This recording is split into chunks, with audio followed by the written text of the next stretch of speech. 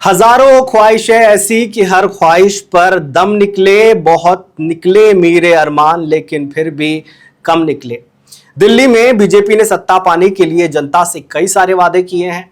साथ ही ये वादा भी किया है कि वो केजरीवाल सरकार की कोई योजना बंद नहीं करेगी, जिसके चलते दिल्ली की रेखा गुप्ता सरकार को खासी दिक्कतों का सामना करना पड़ रहा है। इसी बीच 25 मार्च को दिल्ली सरकार का बजट पेश होने जा रहा है, जिस पर जनता, व्यापारियों और राजनीतिक दलों की निगाहें टिकी हुई है। लंबे समय के बाद आम आदमी पार्टी की सरकार के बाद सत्ता में आई बीजेपी के लिए ये बजट बेहद खास है और ये चुनौतीपूर्ण भी माना जा रहा है, क्योंकि इस बजट से दिल्ली की जनता को खासी उम्मीदें हैं। क्या कुछ खास हो सकता है इस बजट में, ये आपको बताएंगे। उससे पहले हमारे चैनल द हिंदी टॉप को सब्सक्राइब करें, बेल आइकन दबाना ना भूलें, ताकि आप तक पहुंचे हर खबर सबसे पहले। आखिरकार वो दिन आ ही गया जिसका दिल्ली की जनता को इंतजार था। बीजेपी ने हाल ही में हुए विधानसभा चुनाव में बड़े बड़े वादे किए हैं, जिनके पूरे होने का इंतजार दिल्ली की जनता बेसब्री से कर रही है। दिल्ली की रेखा गुप्ता सरकार ने बजट सत्र के पहले एक खास पहल करते हुए खीर सेरेमनी का आयोजन किया।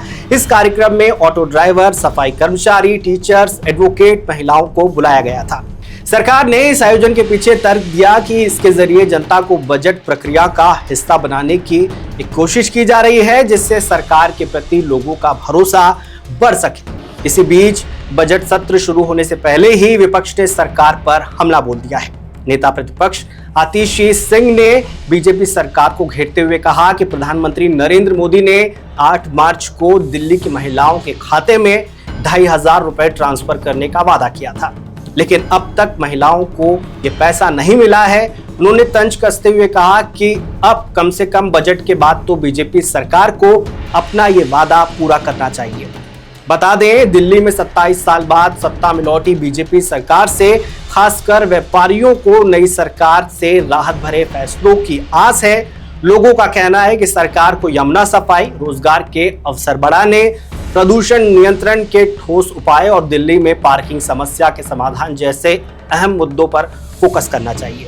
बता दें कि 25 मार्च को बजट सत्र के दूसरे दिन मुख्यमंत्री रेखा गुप्ता, जो वित्त विभाग भी संभाल रही हैं, वित्त वर्ष 2025-26 का बजट पेश करेंगी। सरकार का दावा है ये बजट जनता के सुझावों के आधार पर तैयार किया गया है। सीएम रेखा गुप्ता ने बताया कि सरकार को ईमेल के जरिए 3303 सुझाव और व्हाट्सएप के जरिए 6982 सुझाव प्राप्त हुए हैं, जिन पर गंभीरता से विचार किया गया है।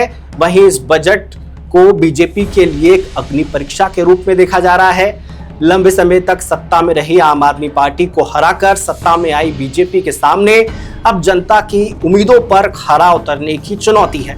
विपक्ष पहले ही सरकार को उसके चुनावी वादों के आधार पर घेरने में जुट गया है। अब देखना दिलचस्प होगा कि बीजेपी सरकार का पहला बजट जनता को कितनी राहत देता है और सरकार अपने वादों को कितनी तेजी से पूरा करती है। बहरहाल, आप लोगों की इस पर क्या राय है, हमें कमेंट सेक्शन में जरूर बताएं। कैमरे के उस पार मेरा साथ दे रहे हैं मेरे साथी शिव कुमार, मैं हूं आपके साथ विजेंद्र विजय। हमारे चैनल द हिंदी टॉप को सब्सक्राइब करें, हमें एक्स यानी ट्विटर, फेसबुक और इंस्टाग्राम पर भी फॉलो करें।